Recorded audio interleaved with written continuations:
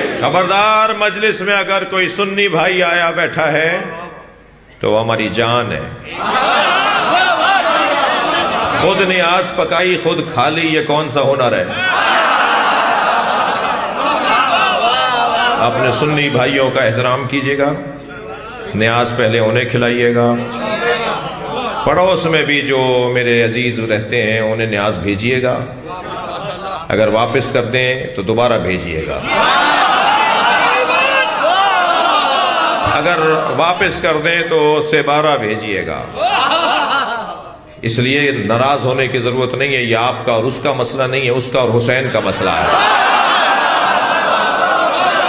میں یقین سے کہتا ہوں کہ 3 دفعہ سے زیادہ آپ کو زحمت نہیں ہوگی، پھر رنگ ہی بدل جائے گا. جو لوگ نیاز کو نہیں مانتے، سبیل کو نہیں مانتے، وہ مکے سے زمزم لا کے بانٹتے ہیں.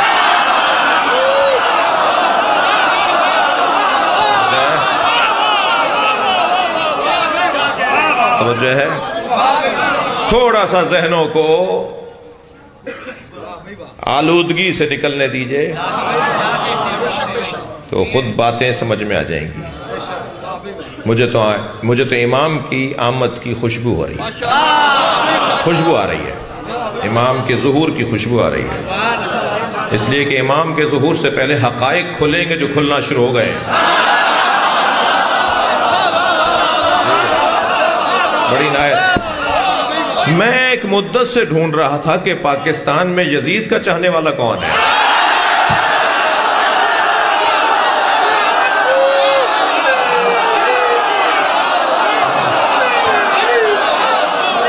لبیک یا حسین،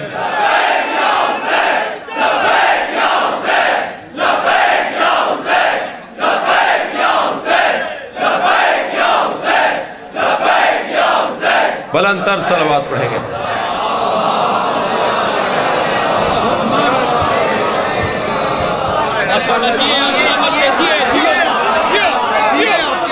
الحمدللہ چہرے سے ہمیں خبر تھی نئی کی ٹولی خود اپنے فکر معاش میں تھی. ہمیں خبر تھی نئی کی ٹولی خود اپنے فکر معاش میں تھی. بنو امیہ کی جھیل کے بے سبب اتعاش میں تھی. یہ اچھا ہوا تمہاری منافقت کھل گئی ہے، حسینیت تو بہت دنوں سے یزیدیت کی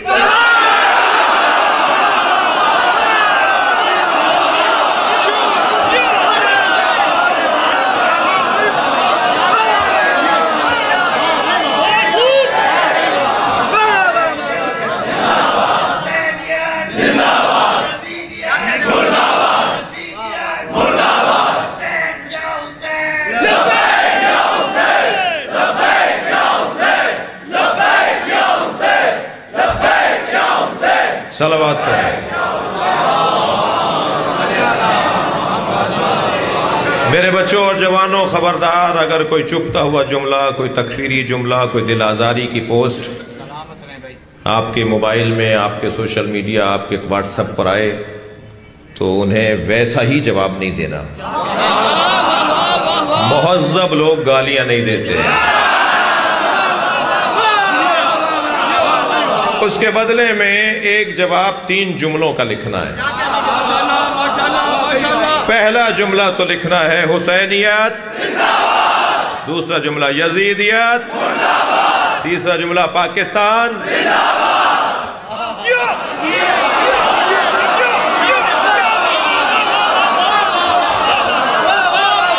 صلوات پڑھیں گے محمد و آل محمد.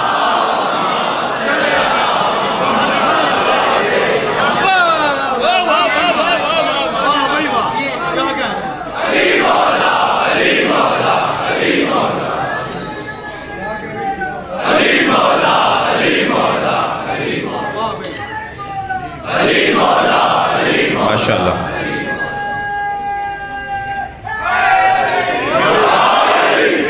دقت فرما لیا آپ نے.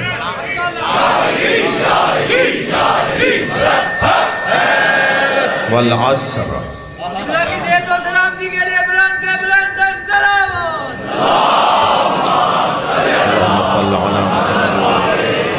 آپ سب کی سلامتی کے لیے بلند تر صلوات.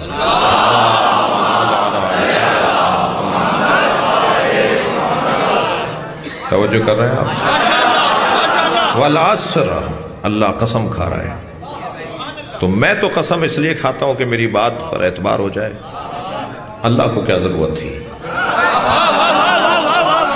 کوئی مانے تب بھی اللہ کی بات حق ہے، کوئی نہ مانے تب بھی بات اللہ کی حق ہے۔ تو اللہ نے قسم کیوں کھائی ہے؟ اللہ نے قسم اس لیے کھائی ہے کہ جس کی قسم کھا رہا ہے وہ اس قابل ہے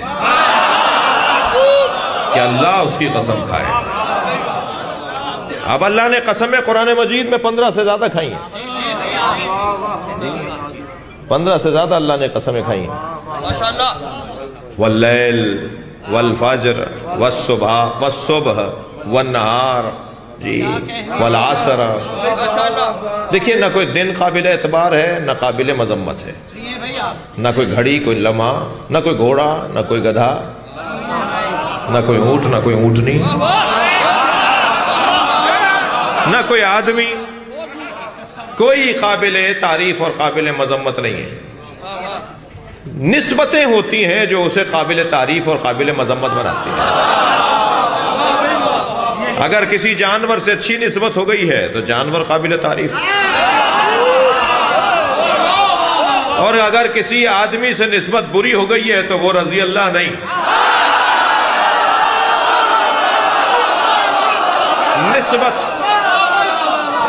نسبت ہے جو تعریف اور مدح اور ذم کرواتی ہے۔ تو دیکھا جائے گا کہ نسبت کس سے ہے، کیا نسبت ہے؟ جی، جتنی بھی اونٹنیاں دنیا میں ہیں وہ سب اللہ کی ہیں نا، مگر اللہ نے صرف حضرت صالح کے ناقے کو کیوں کہا ناقۃ اللہ، اللہ کا ناقہ؟ تو کیا اور اونٹنیاں اللہ کی نہیں ہیں؟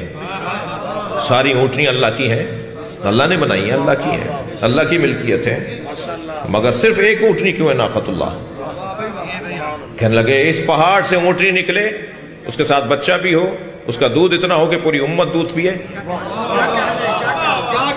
خواہشات دیکھیے آپ، حضرت صالح کی امت ان سے معجزہ مانگ رہی ہے۔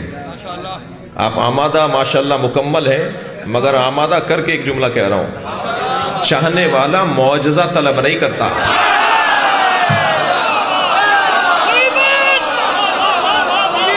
خبردار، مولا عباس کچھ دیں گے تو مانو گے، یہ چاہنے والوں کی نشانی نہیں ہے۔ کچھ دیں تب بھی اسی دروازے پر رہیں گے، نہ دیں تب بھی دروازہ چھوڑ کر نہیں جائیں گے۔ آیت اللہ جوادی عاملی حاضر آیت اللہ وحید خراسانی فرماتے ہیں کہ اگر میں نے یہ کہہ دیا کہ میں اہل بیت کے در کا کتا ہوں تو مجھے توبہ کرنا پڑے گی، اس لیے کہ دعویٰ بڑا ہے، دلیل نہیں ہے۔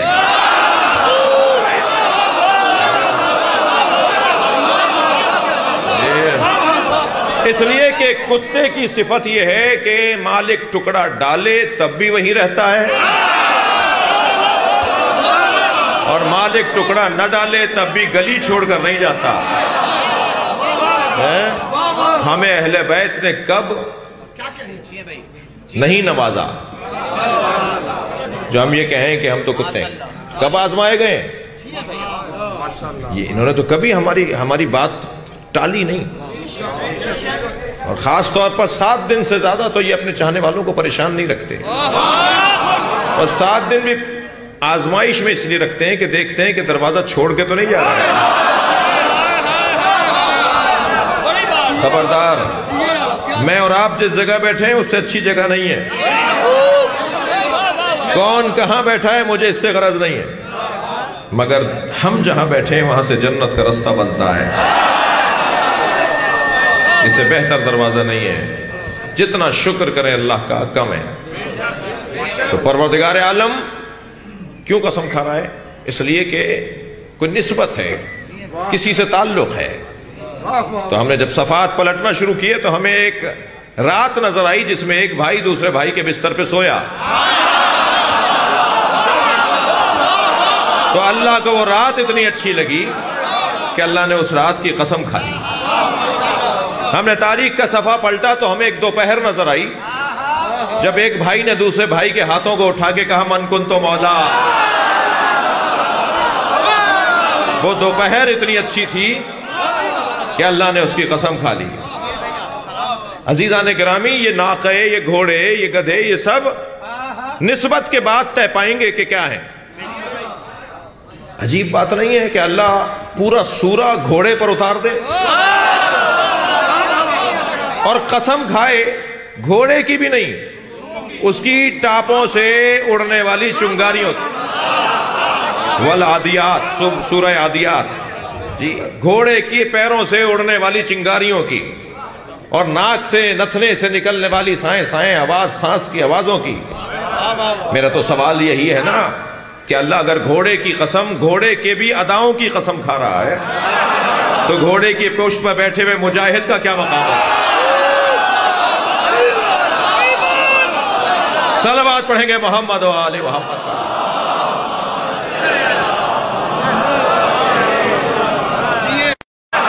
تو گھوڑے کی پشت پر بیٹھے ہوئے مجاہد کا کیا مقام ہے؟